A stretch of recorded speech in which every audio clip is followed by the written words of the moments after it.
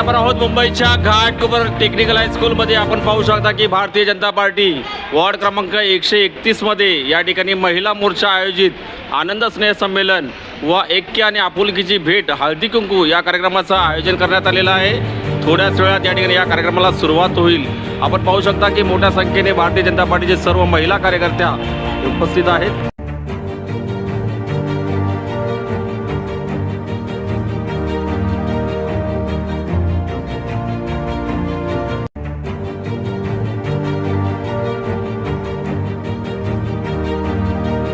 भारतीय जनता पार्टीच्या माध्यमातून घाटकोपर पूर्व वॉर्ड क्रमांक 131 महिलांचा हळदी कुंकवाचा समारंभ आयोजित करण्यात आलेला आहे.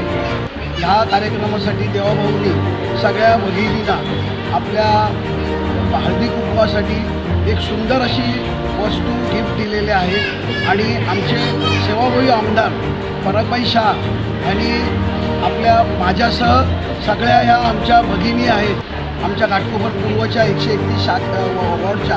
त्यांना ही जबाबदारी दिलेली आहे आणि आम्ही पूर्ण ती पार पाडलेली आहे आणि खूप चांगला असा कार्यक्रम हा आजचा होणार आहे. भाऊ काय सांगाल, घाटकोपर विभाग फार मोठा म्हटला की राजावडी रुग्णालय आलं. राजावडी रुग्णालयाच्या अधिवेशनामध्ये भारतीय जनता पार्टीचे आमदार सेवाभावी आमदार पराग शाह यांनी या ठिकाणी राजावडी रुग्णालय पुन्हा एकदा बनवून देण्याचं कार्य या ठिकाणी हाती घेतलेलं आहे. त्याबद्दल काय सांगाल?